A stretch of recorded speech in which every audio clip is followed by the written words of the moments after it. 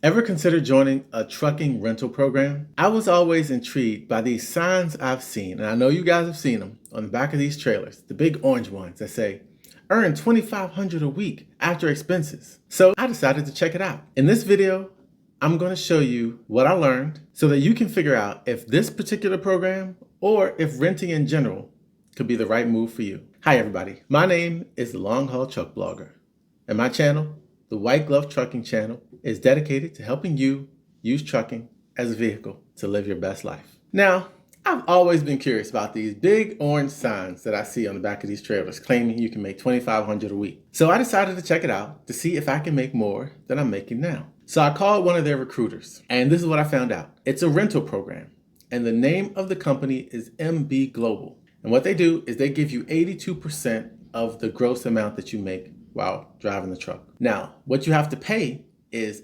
$890 a week in fixed expenses, plus 15 cents per mile for maintenance costs. Now, the recruiter I talked to, who's a pretty cool guy, he did admit that the $2,500 a week is a little bit of a marketing ploy, but if you're a strong driver, then you can make money with his company. So after I talked to him, I just went and did a quick search online, and this quick search did pull up some negative reviews about the program, but this is what I want to do with this video. Here at White Glove Trucking, I strive to create a happy, kind, and helpful channel. So I want to do something a little more different, a little more positive. I want to see how to make this program work. Instead of bashing it or saying a bunch of negative stuff, I want to figure out how to actually make this program work so you can know how to make it work for you. I mean, I'm sure there's some successful people in the program, or else the company wouldn't survive, right? Let's see how we can be one of the successful ones. Let's start by diving straight into the numbers. Okay, you guys, what you're looking at here is I calculated up how much I could expect to make per month and per week driving 10,000 miles per month. Now, I use 10,000 miles because that's kind of like my happy amount of miles to drive. That's the miles that I found that I can stay healthy, I can have time to make these videos for you guys, and I can still make some good money. So that's kind of like where I like to drive. So this first set of numbers here you can see is based on 10,000 miles. All right, so let's go through these. So you got the truck payment of $30.60 a month. Now, I did a calculation and that comes out to about $199,000 over 5 years. Okay. And I use the 5 year mark because a lot of these programs, like a lot of lease programs, and that sort of thing, are based on a 5 year program. So I use 5 years. All right. And I just want to say one quick thing about this, and I'm not going to get too much into this because I'm actually going to do another video that actually compares this rental program to a lease program. But just to give you an idea, this is $199,000 after 5 years, where you don't own the truck at the end. And then in some other programs I looked at, it's even less than that, and you own the truck at the end. So just for understanding of what that number means. Okay, next thing, insurance. So you got a couple of different insurances here for a total of $360 per month. That is, I don't know, for a rental program, it seems a little high. Just keep in mind that I pay $833 a month for my insurance for owning my truck and my trailer. So here you're paying $360 for just renting a truck. It seems a little bit high to me. Next cost, ELD. So their ELD cost is $140 per month. And just know that for me personally, I pay zero. All right, next item is the escrow.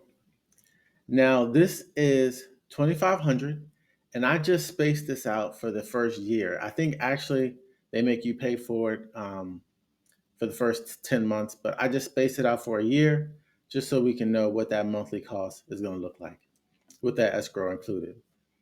And then maintenance at 10,000 miles per month, 15 cents per mile, I'm looking at $1,500 a month for maintenance cost.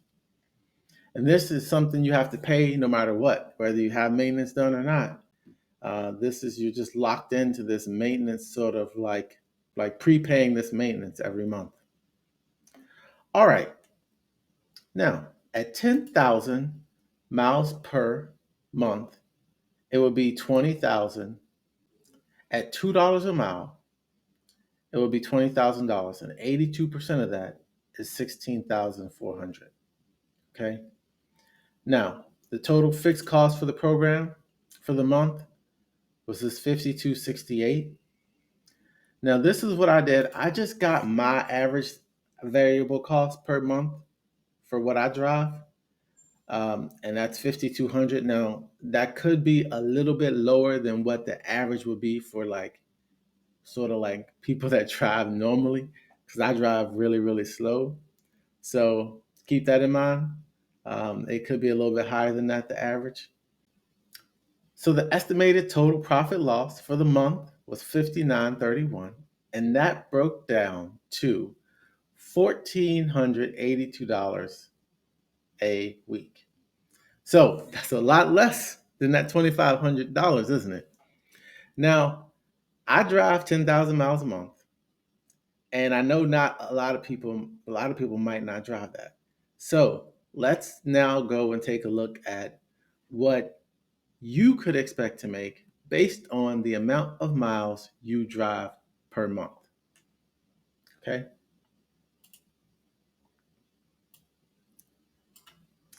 All right. In this table, you will see based on the miles driven and the rate per mile, first, where you can expect to hit that 2,500. I just wanted to see where that advertised amount happens, right? So now for me, at 10,000 miles per month, I would hit that 2,500 if the rates are 250 a mile. If I can average 250 a mile, I can hit that 2,500 driving 10,000 miles a month. Now, when I asked them what they were averaging at this point in time, they said $2 per mile.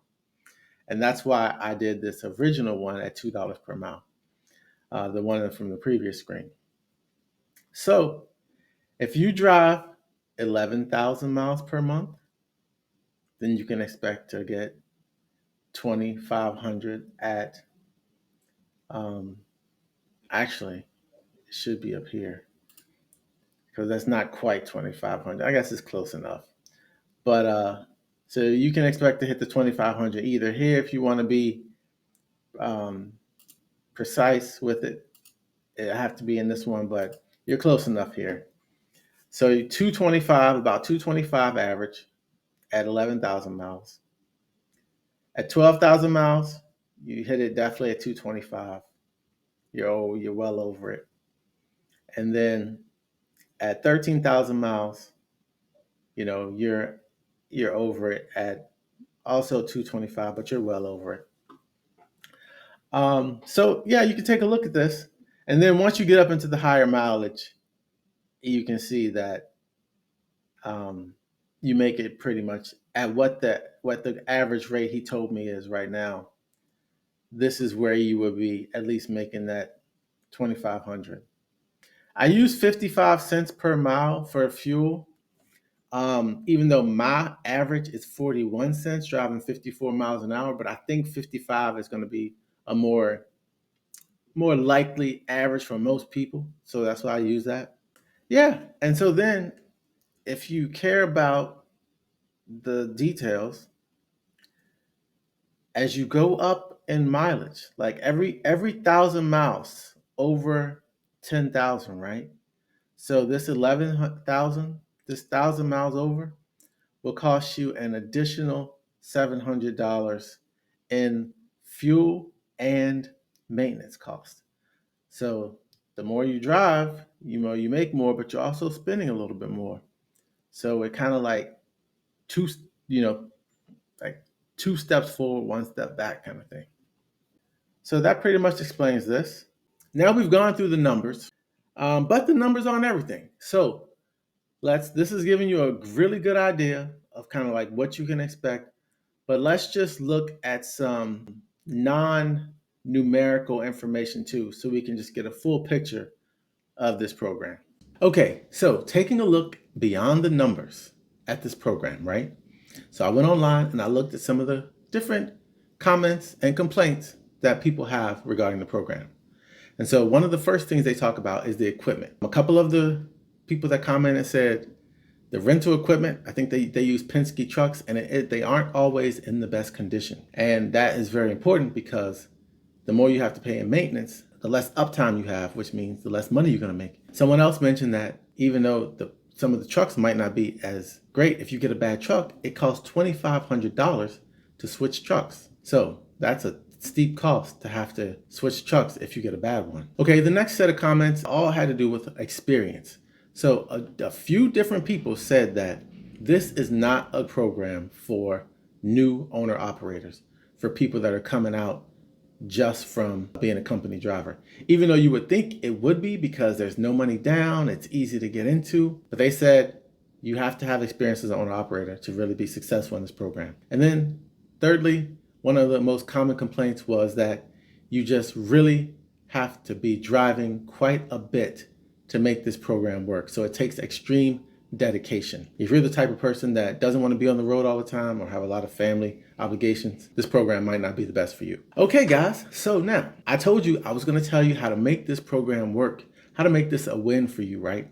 So lastly, I've got these tips to help you make this program a win for you. All right, tip number one, I already touched on it though, with the complaints. Don't do this program without owner-operator experience first. Tip number two, don't go into it dead broke. You need a little bit of money saved up in order to kind of go into this program with a little bit of power to be able to make sure you go in and getting what you want. When you go into orientation, you need to be ready to say, I want this type of truck, fairly new, very good, very well maintained, no issues. And if you got a little bit of money, if they try to bully you, they're like, oh, you're already here, you need to just get in this truck and go. You can say, oh, no, I'm okay. I'll wait until I have the truck that I want becomes available.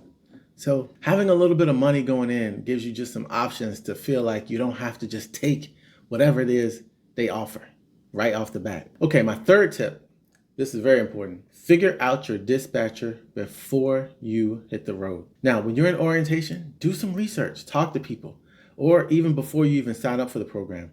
Find out who the good dispatchers are, because this can make or break your experience from some of the comments I've seen. So make sure you know what dispatcher you want and be willing to wait until you get them, until you get who you want. All right, my fourth tip is be ready to run when you first start without taking a break. So that means getting all your dental work done, doing all the things you need to do before you get into the program, so that when you get in, you are sort of ready to hit the ground running and be able to kind of run extensively during that first period when it's the hardest, when you're building up your escrow and you're bringing in even less money than you normally would once you've paid into that. So be ready to hit the ground running. And my last and final tip, you guys, is have an exit plan. So as I mentioned earlier, $199,000 after 5 years, that's the amount of a truck, right?